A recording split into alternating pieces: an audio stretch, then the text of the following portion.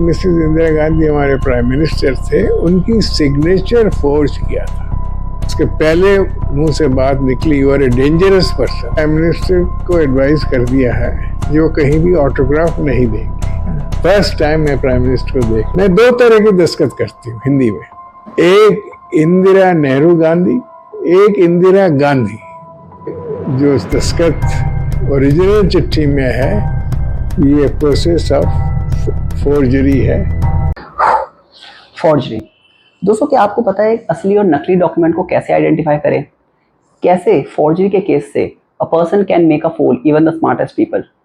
इस वीडियो में हमने जाना सर से एक फोर्जरी के एक ऐसे केस के बारे में जो शायद ही आप लोगों को पता हो।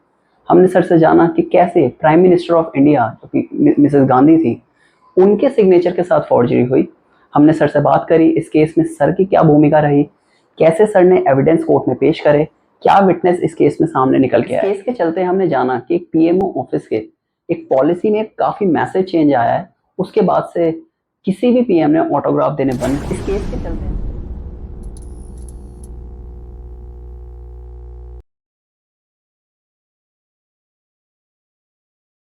Very good morning sir. Sir last video में हमने बात करी आपके चाइल्डहुड के बारे में, आपकी जर्नी जो रही एक सीबीआई ऑफिसर के बारे में, सिक्किम में जो आपने फैसले लिए, बहुत ही इंपॉर्टेंट फैसले लिए गए आपकी वजह से। सर 1963 में सीबीआई फॉर्म हुई जो कि एक नई ऑर्गेनाइजेशन थी, आपके लिए भी बहुत सारी चीज़ें नई थी। तो आपकी ट्रेनिंग कहाँ से शुरू हुई एज अ सीबीआई ऑफिसर, कहाँ हुई, आपने क्या नई चीज़ एक्सपीरियंस करी, तो वो थोड़ा बताइए। मेरा सिलेक्शन यूपीएससी एग्जामिनेशन 1961 या 1962 के बेसिस में हुआ। मुझे बताया गया कि आप स्पेशल पुलिस एस्टेब्लिशमेंट में डिप्टी सुपरिटेंडेंट सिलेक्ट हुए हैं और आपको ट्रेनिंग के लिए ज्वाइन करना है हजारीबाग में। फिर मेरा मेडिकल हुआ और अगस्त 1968 में मैंने police training college Hazaribagh join किया। मेरे साथ जो लोग सिलेक्ट हुए थे वो पहले ही पहुंच गए थे क्योंकि जून जुलाई में शायद सिलेक्शन हो गया था, तो मैं 2 महीने लेट था। मेरी ट्रेनिंग शुरू हुई हजारीबाग में। हमने लॉ बुक्स पढ़े, हमने मस्केटरी सीखी, हमने परेड करना सीखा और हम लोग हॉकी, बास्केटबॉल और राइडिंग करते थे। वहाँ के घोड़े मुझे याद है बहुत अच्छे थे और मेरे घोड़े के साथ बहुत जल्दी दोस्ती हो गई and I became a very good rider. तो मैं गैलप भी करने लगा, ट्रॉट भी करने लगा और 3 महीने बहुत अच्छी तरह ट्रेनिंग में कट गई। उसके बाद हम लोगों को माउंट आबू भेजा गया जहाँ पर इंडियन पुलिस सर्विस के लोगों की ट्रेनिंग होती थी और हमारा पहला बैच था, इसलिए कोई तैयारी नहीं थी उनको हमारे ट्रेनिंग कराने की। तो उन्होंने 3 महीने हजारीबाग रखा, 3 महीने हमको माउंट आबू। हमारी ट्रेनिंग वहाँ कंप्लीट हुई। उसके बाद हम दिल्ली आए और सीबीआई हेडक्वार्टर्स को मैं रिपोर्ट किया। तब तक उसका नाम सीबीआई बन चुका था। 1 अप्रैल को ही उसका नाम सीबीआई बन चुका था और वो सेंट्रल ब्यूरो इन्वेस्टिगेशन बन गई थी। पर उसे ज़्यादा लोग स्पेशल पुलिस एस्टेब्लिशमेंट ही जानते थे क्योंकि सीबीआई नया था और एसपीई 1943 से था। खैर, हमको कुछ दिन वहाँ रखने के बाद हमारे सबको अलग अलग स्टेट्स में भेजे गए फॉर स्टेट पुलिस ट्रेनिंग और हमने स्टेट पुलिस ट्रेनिंग की। मुझे अहमदनगर भेजा गया। अहमदनगर में बड़े सीजन एक एसपी थे, उनका नाम था mister Trimbak Rao Patulkar. He was not a young man, he was aged. वो ओरिजिनली हैदराबाद पुलिस के रिक्रूट थे, वहाँ स्टेट में डीएसपी बने थे और जब हैदराबाद मर्ज हो गया वो महाराष्ट्र पुलिस में आ गए और अहमदनगर में उनकी पोस्टिंग थी एसपी। तो मैं 1 महीने 15 दिन उनके साथ रहा, ट्रेनिंग हुई मेरी। उन्होंने मुझे सब कुछ सिखाया, कैसे SDO sub divisional police officer की ट्रेनिंग होती है, कैसे एसएचओ की ट्रेनिंग होती है, परेड कैसे कमांड किया जाता है, ये सब हम सीखे। वो ट्रेनिंग के बाद मुझे पूना भेज दिया गया। पूना में मुझे सीआईडी के साथ अटैच किया और सीआईडी में मिस्टर होस्मानी करके एक बहुत फेमस डीएसपी होते थे, उनके साथ मुझे अटैच किया। W.K. पाटिल साहब हमारे एसपी हुआ करते थे, वो भी बड़े सीजन थे। मेरे रहते हुए वहाँ रहते हुए वो डीआईजी भी बन गए थे और बहुत अच्छा नाम था उनका। स्टेट के एसपी, पूना डिस्ट्रिक्ट के एसपी थे रोबेरो, जूलियो रोबेरो। आजकल भी is 90 year old and a famous man. तो मैंने दोनों के साथ काम किया। सीआईडी ट्रेनिंग मुझे मिली, कैसे तफ्तीश की जाती है, कैसे केस डायरी लिखी जाती है, वो मैंने उनके हाथ से सीखा। कैसे इंटरोगेशन की जाती है, वो सब मुझे ट्रेनिंग मिली जब मैं महाराष्ट्र में। उसके बाद मैं दिल्ली वापस आ गया और सीबीआई में रेगुलर पोस्टिंग का इंतजार करता रहा। कुछ महीने Delhi branch of the CBI के साथ अटैच रहने के बाद मेरी फर्स्ट पोस्टिंग सीबीआई में हुई और वो हुई कलकत्ते में। वहाँ पर मेरी पोस्टिंग हुई। वहाँ पर मेरे एसपी थे अरुण विकास चौधरी, बहुत सीनियर थे। 1948 में उन्होंने आईपीएस ज्वाइन किया था और वो 64-65 था जब मैं उनके पास पहुंचा था। आप समझ लो कितने साल उनको ऑलरेडी पुलिस में गुजार लिया था। तो उनके अंडर मुझे पहले रेगुलर पोस्टिंग थी और वो ट्रेनिंग भी था, सीखना भी था। उन्होंने मुझे 3 काम सिखाने का कोशिश किया। एक तो था वॉच, सर्वेलेंस। मुझे डिप्टी सुपरिटेंडेंट वॉच बना दिया special SP office of Calcutta में। उसके बाद उन्होंने मुझे सिखाया कैसे रंगे हाथ जो घूस लेते उनको पकड़ा जाए। और तीसरी चीज उन्होंने सिखाई मुझे, उनको तफ्तीश करो जिनकी आय से ज्यादा एसेट हो। जो उनकी इनकम थी सरकार में, उस इनकम के बाद, खर्च के बाद जो सेविंग्स होनी चाहिए थी, उससे ज्यादा उनकी सेविंग्स हो और उनके एसेट जिसे कहते हैं disproportionate to their known sources of income मिले। तीनों सिखाने की कोशिश की, उन ऑफिसर्स के साथ अटैच किया और मैंने वो काम सीखा जितना सीख सकता था। उनका भी प्रमोशन एस डीआईजी मेरे रहते हुए हो गया और वो दिल्ली पोस्टिंग आ गए। बाद में जो पता लगा, वो दिल्ली में जाके जो हमारे डायरेक्टर सीबीआई थे डीपी कोहली, उनको उन्होंने बताया ये शांतनु सेन को मैंने काम अच्छी तरह सिखाया है, उसे आप रेगुलर तफ्तीश में दिल्ली में बुला सकते हैं। तो मेरी दिल्ली पोस्टिंग के ऑर्डर हो रही थी, उसके बाद वो रुक गई क्योंकि बीच में उन्होंने सोचा लखनऊ में जहाँ कोई एसपी नहीं है, डीएसपी नहीं है, सिर्फ एसपी अकेला है, वहाँ पर एसपी के मदद के लिए एक अफसर भेज देना चाहिए। तो मुझे कलकत्ते से with in a year Lucknow भेज दिया गया और वहाँ मैं ओनली डीएसपी था और एसपी थे, बाकी सब इंस्पेक्टर्स और सब इंस्पेक्टर्स थे। तो वो एसपी साहब विशंबरनाथ जी थे, वो भी बड़े सीनियर एसपी थे और उन्होंने बहुत स्नेह के साथ मुझे ऑफिस वर्क सिखाया। उसके बाद जो मेरी ओरिजिनल पोस्टिंग थी, होने वाली थी दिल्ली में, वो हो गई।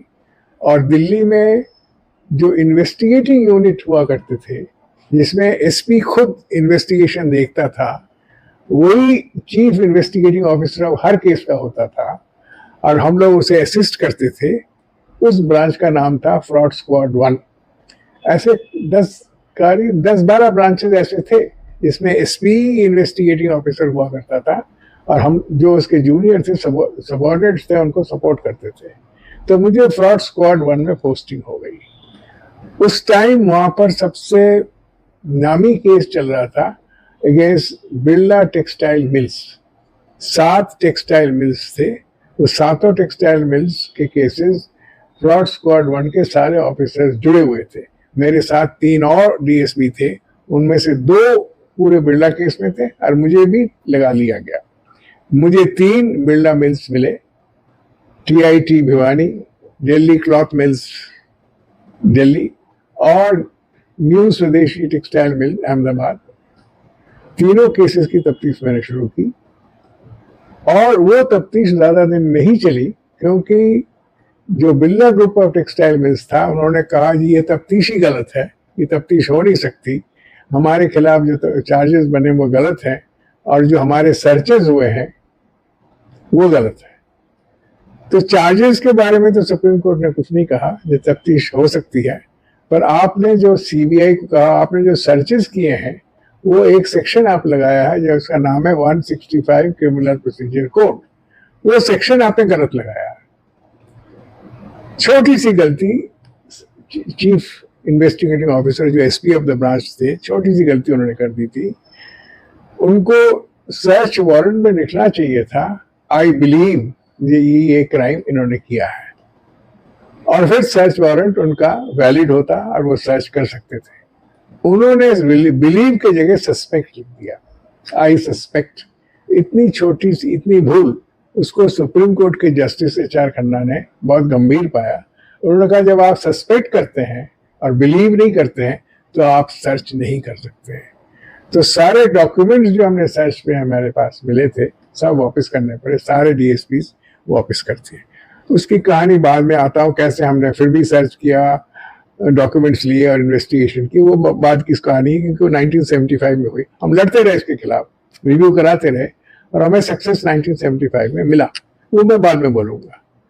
पर मेरे इन कामों से लगता था अथॉरिटीज संतुष्ट हुई, तो ये केस, ये इन्वेस्टिगेशन तो बंद हो गया।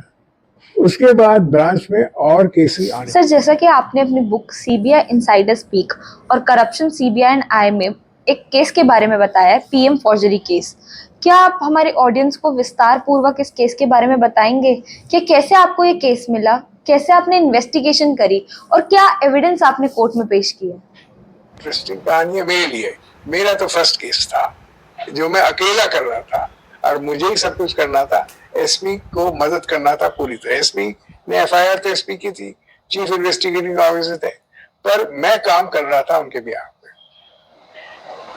एक आदमी with his wife Bokaro plant में गया, वहां जो मैनेजिंग डायरेक्टर थे मिस्टर KM जॉर्ज, उनसे अपॉइंटमेंट सीख किया। बताया उसने मैं प्राइम मिनिस्टर ऑफिस से आया हूं, तो ये बताने पर उसको तुरंत अपॉइंटमेंट मिल गया। वहां पर उसने एक चिट्ठी दिखाई जो प्राइम मिनिस्टर ऑफिस से इशू हुआ था और उसमें मिसेस गांधी के अपने दस्तखत थे। मिसेस गांधी ने रिक्वेस्ट की managing director Bokaro steel plant को, ये राम सूरत राय हैं, इन्होंने उनके वाइफ को रिकमेंड किया है for a teaching assignment in your school, जहाँ मुझे पता है वैकेंसी है, वो वहाँ हिंदी पढ़ाएंगे, आप उचित समझे तो उनका सिलेक्शन कर लीजिए। वो चिट्ठी उन्होंने दिया उनकी वाइफ। अब उस चिट्ठी को उन्होंने सीरियसली लिया या नहीं लिया मैं नहीं कह सकता, चिट्ठी को एक्सेप्ट किया और उसके बाद उन्होंने मिसेज राम सूरत राय का इंटरव्यू भी लिया और उसके बाद कहा इंटरव्यू आपका हो गया, आप जाइए। पर लगता है उनको श्योर नहीं थे ये चिट्ठी मिसेस गांधी की यहाँ से आई है, लगता है मुझे। तो उनके जो सेक्रेटरी थे वो एक इंडियन पुलिस सर्विस ऑफिसर थे, secretary of the steel plant. उनको कहा आप एक दफा दिल्ली जाइए और ये चिट्ठी PMO ऑफिस में दिखा दीजिए, उनको कह दीजिए ये चिट्ठी हमें मिली है, हम इस पर एक्शन ले रहे हैं, इतना बता दीजिए। वो दिल्ली आए, since he was in the Indian police service, उनकी जान पहचान थी। वो प्राइम मिनिस्टर ऑफिस जो साउथ ब्लॉक में था वहां गए। वहां पर जो ज्वाइंट सेक्रेटरी PMO थे, बड़े सीनियर अफसर थे, उनका नाम था सुशीतल बैनर्जी, उनके फादर भी इंडियन सिविल सर्विस में थे। वो ज्वाइंट सेक्रेटरी तो उनके पास पहुंचे और अपॉइंटमेंट लिया और उनको वो चिट्ठी दिखाया। चिट्ठी पढ़ने के बाद उन्होंने शॉक्ड हो गए, कहते ये चिट्ठी तो जेन्युइन नहीं है, ये चिट्ठी तो प्राइम मिनिस्टर ऑफिस से इशू नहीं हुई है।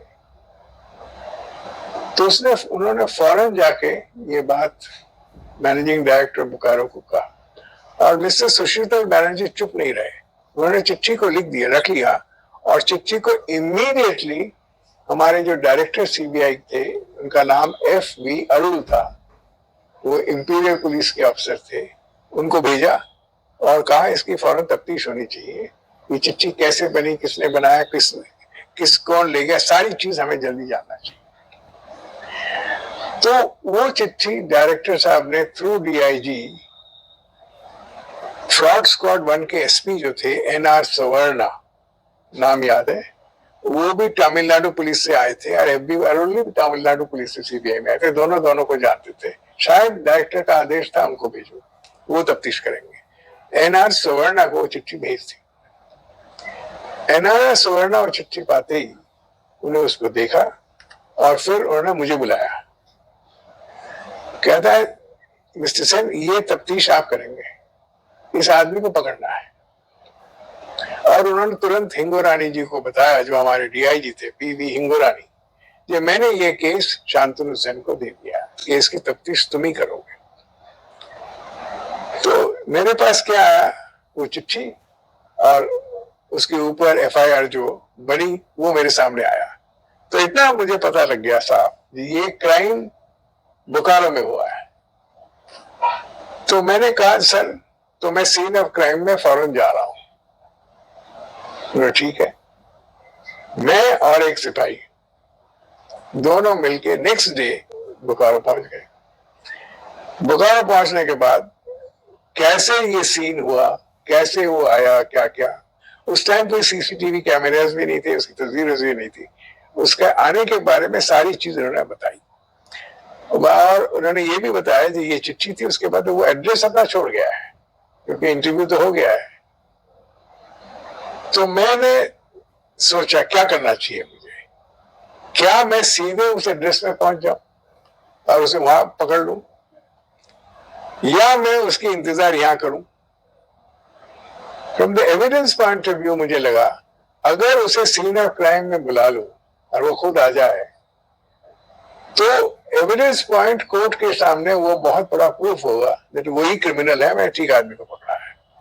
पर रिस्क भी था, जो वो ना आए, वो समझ जाए पकड़ा गया हूं, वो रिस्पॉन्ड ही ना करे, तब मैं 7-8 दिन लूज कर जाऊंगा। तो मेरे सामने चॉइस था। फिर मैंने ये भी सोचा एड्रेस सिर्फ कॉरेस्पॉन्डेंस के लिए हो और वहां पर वो नहीं मिले तो मेरा जाना और आना बेकार हो जाएगा, फिर मुझे ढूंढना पड़ेगा। तो कुछ घंटों मैंने सोचा इसके बारे में, फिर मैंने एक डिसीजन लिया जे मुझे रिस्क लेना पड़ेगा, उसको किसी तरह इंड्यूस करके बोकारो बुलाना है और बोकारो में अगर वो आ जाए और बोकारो में मैं इसे पकड़ूं तो मेरे लिए एविडेंस वाइज बहुत बढ़िया केस बनेगा। तो मुझे फिर इसके लिए मुझे पेशेंस चाहिए, इंतजार भी करना पड़ेगा। तो मैंने चेयरमैन बोकारो को कहा कि मैं चाहता हूं कि आपका जो एजुकेशन ऑफिसर जिसने उसका इंटरव्यू लिया था वो एक मैसेज भेजे उसको इस एड्रेस पर, selected, come for final interview. बस 2 लाइन का मैसेज उसे भेजिए और मैं यहाँ रहूंगा, आप मेरा रहने का बंदोबस्त कर दीजिए। मैंने अपने आप को 7 दिन का टाइम दिया। ये मैसेज जाएगा, वो देखेगा, मैसेज आएगा, 7 दिन का टाइम तो उसे देना मुझे पड़ेगा। मैंने किसी को कंसल्ट नहीं किया, ना मैंने एसपी से बात की कि मैंने ये किया है, वो सोच रहे हैं मैं तफ्तीश कर रहा हूं। मैं वहां पर बोकारो में 5-7 दिन के लिए तय कर लिया कि मुझे रहना है और वो 7 दिन मेरे लिए बहुत चिंता के टाइम था, बहुत परेशानी के टाइम थे। वरीड था मैं, ये होगा क्या होगा, मैंने सच ठीक कदम लिया ना गलत कदम लिया। खैर मैंने ये कदम ले लिया और फिर मुझे इंतजार ही करना था। तो 7 दिन बिना काम कहीं इंतजार करना बहुत ही मेरे लिए मुश्किल था, मुझे याद है, पर मैं डटा रहा।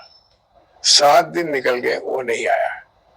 तो मैंने कहा 1 दिन और दूंगा मुझे, 8th डे, और भगवान पर विश्वास करके मैंने 1 दिन और रुका। 1 दिन बाद मैं होटल कमरे में बैठा हुआ था, एजुकेशन ऑफिसर आए मेरे पास और कहा वो दोनों आ गए हैं। मुझे बहुत खुशी हुई। मैंने कहा एक काम करिए, हमने लिखा था selected come for final interview, तो आप इंटरव्यू बोर्ड बनाइए और इंटरव्यू बोर्ड में उनको आमंत्रण करिए और उस बोर्ड में मैं भी रहूंगा। तो उन्होंने इंटरव्यू 11 बजे उन्होंने मुझे कहा जो आ गए हैं और 2 बजे इंटरव्यू बोर्ड रखा गया। 2 बजे इंटरव्यू बोर्ड में लेडी आई, लेडी के गोद में एक बच्चा था, तो बच्चे को लेके वो अंदर आई। फिर किसी ने कहा बच्चा को आप बाहर छोड़ दीजिए, आपके हस्बैंड तो साथ आए हैं। तो उन्होंने फिर हस्बैंड अंदर आया, पहले दफे मैंने उसके दर्शन हुए और वो बच्चे को लेके बाहर चला गया। कुछ देर लेडीज से हमने बात की सब्जेक्ट के बारे में, कहाँ तक पढ़ी हुई हो, कौन से स्कूल में गए हो, कौन से कॉलेज में गए, कहाँ से आपने बीएड किया, ये बातें हम लोगों ने उनसे की, दोबारा की। उनको थोड़ा हिंदी के बारे में कुछ पूछा, क्योंकि वही सब्जेक्ट को पढ़ाने वाले थे। उसके बाद हमने कहा आपको ये प्राइम मिनिस्टर से चिट्ठी कैसे मिल गई? तो उन्होंने कहा ये तो चिट्ठी मेरे हस्बैंड लाए हैं। मैंने कहा आपके हस्बैंड क्या करते हैं? ना वो तो पॉलिटिशियन है, वो तो इलेक्शन लड़ते हैं, 2 इलेक्शन लड़ चुके हैं। उसके पहले क्या काम करते थे? कुछ काम भी करते थे? कहा हाँ, वो PWI थे रेलवेज में, वहां से उन्होंने रिजाइन किया, पॉलिटिक्स में आ गए, इलेक्शन लड़े, इलेक्शन हार गए थे, पर उनका जाना आना पॉलिटिशियन से था। तो उन्होंने मुझे बताया ये चिट्ठी प्राइम मिनिस्टर ने दी है, वो चिट्ठी लेके हम लोग चलते हैं अहमदाबाद में। मैंने कहा हस्बैंड को फिर बात करें उनके साथ। तो हस्बैंड को हमने बुला लिया, वो बेटे को गोद में लेके अंदर आए और बड़े ट्रायम्फेंट लुक था उनमें, सक्सेस मुझे मिल गया है। तो उनसे पूछा कि आपने पॉलिटिक्स कब ज्वाइन किया है? कहता मैं रेलवे में काम करता था, PWI था, मुझे अच्छा नहीं लगा, तो मैंने सोचा पॉलिटिक्स ज्वाइन करूं, जान पहचान मेरी थी, तो मैं दिल्ली आया, जान पहचान बिहार का रहने वाला हूं। फिर मेरी इतने पॉलिटिशियंस मिनिस्टर से जान पहचान हो गई, प्राइम मिनिस्टर ऑफिस में भी आना जाना रहा। तो मैंने कहा चिट्ठी आपको कैसे मिली? ना प्राइम मिनिस्टर ने दी। मैंने प्राइम मिनिस्टर को रिक्वेस्ट किया, मेरा तो आना जाना है PM। बड़ा बोल्डली, बिना झिझाए, हिचकिचाहट, वही सब बातें कहने लगा। कुछ देर तो उसकी बात उन्हें सुनी, फिर मैंने अपने आप को आइडेंटिफाई किया और कहा you are under arrest, you are a fraud. वो घबरा गया और उसके पहले मुंह से बात निकली you are a dangerous person. मेरे फिंगर पॉइंटर पे कहा you are a dangerous person. खैर उसे हमने पकड़ लिया, उसका बैग खोला, बैग में फोर्ज्ड PWI पासेस थी, फॉर एक PWI के नाम से, उसी के नाम से पासेस, 2nd क्लास पासेस थे, जिसको वो used to facilitate his travel. वो माहिर था फॉर्ज्ड पासेस बनाने के। उसके बाद मैनी रबर स्टैंप्स मिले और letter heads of all most ministers and politicians मिले, बैग ही में मिले। तो सर्चेस, उसी वक्त की सर्च की लिस्ट बनाई, फिर उसको अरेस्ट करके हमने मैजिस्ट्रेट को पेश करके कोर्ट से परमिशन मांगी, जिसकी आइडेंटिफिकेशन परेड हम कराएंगे, क्योंकि ये मैनेजिंग डायरेक्टर के सामने तो पेश हुआ था। मैनेजिंग डायरेक्टर उसे जब आइडेंटिफाई कर देंगे यही आदमी आया था, तो मेरा केस मजबूत हो। एक तो मेरा केस बहुत मजबूत हो ही गया था क्योंकि वो खुद आया था, और दूसरा उसके जेब से और पॉकेट से और बैग से काफी फॉर्ज आइटम्स मिल गए थे मुझे। तो सब मिलने के बाद आई वाज कॉन्फिडेंट मैंने राइट आदमी पकड़ा है। अब इन्वेस्टिगेशन मुझे करनी थी, तो मेरा फर्स्ट स्टेप था इसकी आइडेंटिफिकेशन हो जाए by those who met him 2-3 months ago when he came with that letter। और उसमें मैनेजिंग डायरेक्टर मिस्टर जॉर्ज का आइडेंटिफिकेशन बहुत जरूरी था। तो बाकायदा आइडेंटिफिकेशन परेड नेक्स्ट डे हुई कोर्ट के सामने और वो आइडेंटिफाइड हुआ। अब मेरे पास एक प्रॉब्लम थी जी, ये वाइफ और लड़के का क्या रोल है? दे आर यंग, और कुछ अगर इनको हो जाए तो मुझे परेशानी हो जाएगी। मैंने तय किया, खुद ही डिसीजन लिया, जब वाइफ को मैं अकॉम्प्लिस नहीं ट्रीट करता। ये मेरी डिजायर, इच्छा है, मैं उसे ट्रीट नहीं करता, उससे मैं वापस भेज देता। तो एक आदमी, मैनेजिंग डायरेक्टर बोकारो को रिक्वेस्ट करने के बाद एक आदमी मिला जो उनको एस्कॉर्ट करके गाजीपुर से आए थे। बनारस के पास एक जगह है गाजीपुर, वहां से आए थे, भेज दिए।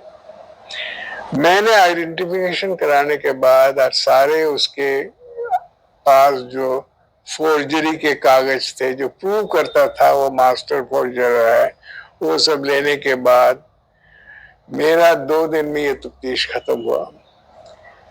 और फिर मुझे जाना था उसके घर में, क्योंकि घर में उसके पास क्या है मुझे देखना था।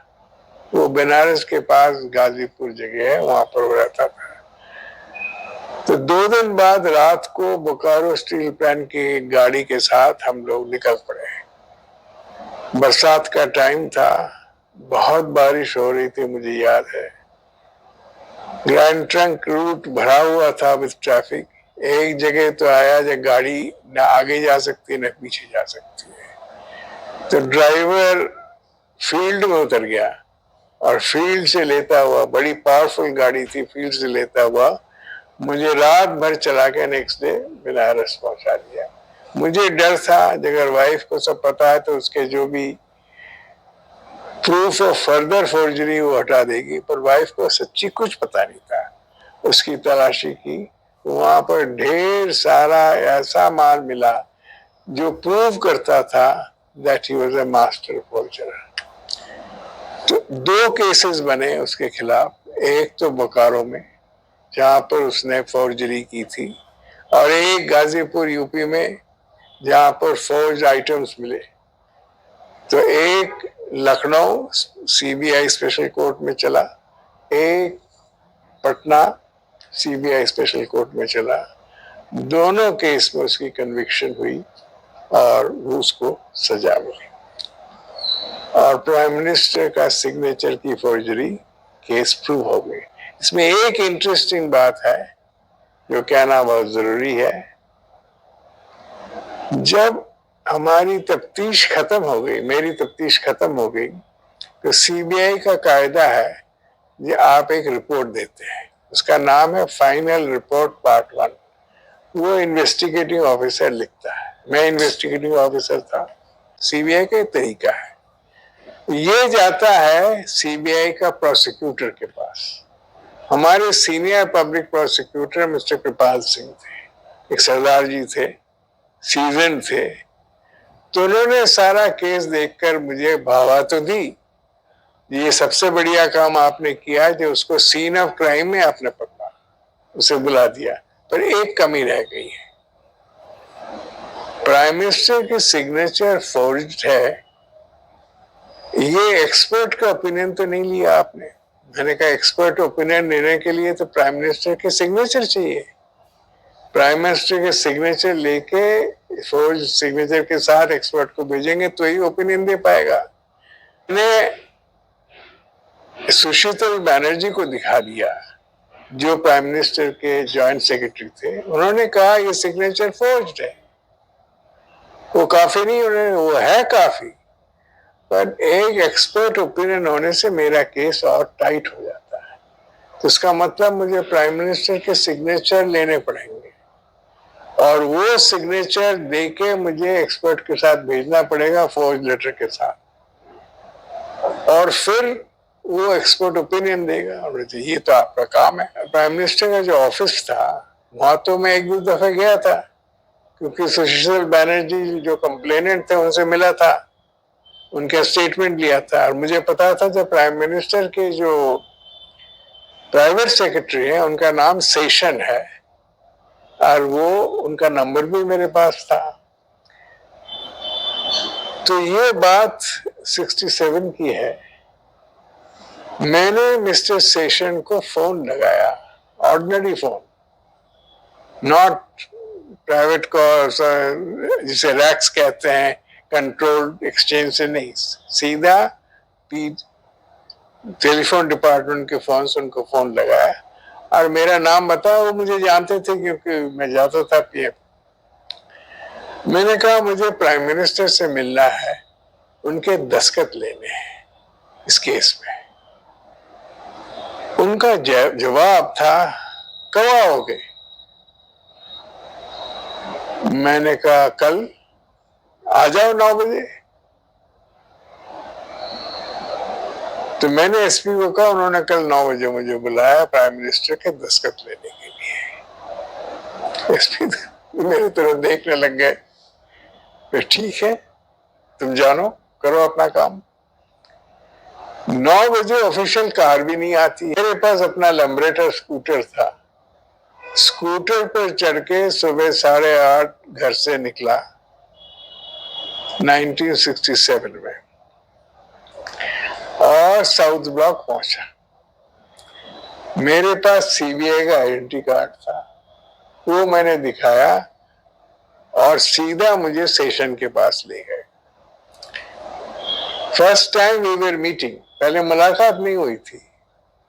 वो जानते थे मैं आता था, क्योंकि प्राइम मिनिस्टर सिग्नेचर का दस्तखत होता था। सुशीतल बनर्जी के साथ उन्होंने शायद मुझे देखा होगा और पहचान गए। तो ये आइए मिस्टर सेन, प्राइम मिनिस्टर आपकी इंतजार कर रही है 9 बजे। तो मैं खड़ा हुआ जाने के लिए। The entry to the prime minister's office was through session. तो मैं अंदर गया, फर्स्ट टाइम मैं प्राइम मिनिस्टर को देख रहा हूं, टेबल साफ, एंड ए डिमिनिटिव वुमन, मुझे लगता था प्राइम मिनिस्टर प्रकांड चेहरा होगा बड़ा, diminutive woman was sitting behind the desk. Yes mister Sen. मैं सामने पहुंचा, सिट डाउन, बैठ गया। I understand you want my signatures. मैंने कहा हाँ मैडम, आई वांट। मैं 2 तरह के दस्तखत करती हूँ हिंदी में, एक इंदिरा नेहरू गांधी, एक इंदिरा गांधी। कौन सा दस्तखत चाहिए आपको? मैंने कहा ये फोर्जरी जो हुई है इंदिरा गांधी की हुई है, तो मुझे इंदिरा गांधी की दस्तखत चाहिए। मैं एक कागज बना के ले गया था जिसमें 1 2 3 4 5 6 था। मैंने कागज पेश किया, मैंने कहा आप इंदिरा गांधी दस्तखत कर दी। मैंने कागज लिया, मेरे सामने लिखा बिफोर मी, मेरे सामने दस्तखत लिख, कोर्ट को करना है। फिर मैं बाहर आ गया। बाहर आके मिस्टर सेशन को मैंने बताया मुझे एक विटनेस भी चाहिए, मैं तो विटनेस कर रहा हूं, मुझे एक विटनेस भी चाहिए। आप अंदर थे नहीं, पर आप जानते हैं मैंने अंदर से उनकी दस्तखत आप पहचानते हैं, आप कह दीजिए विटनेस बाय मी। तो उन्होंने साफ लिख दिया विटनेस बाय मी।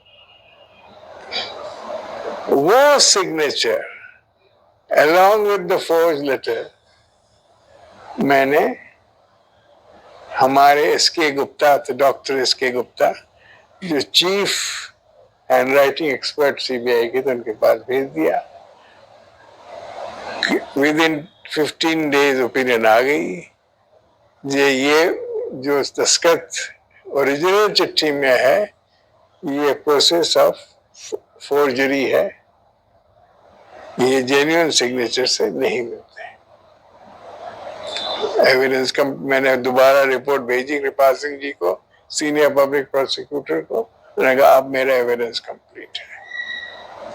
और उसके बाद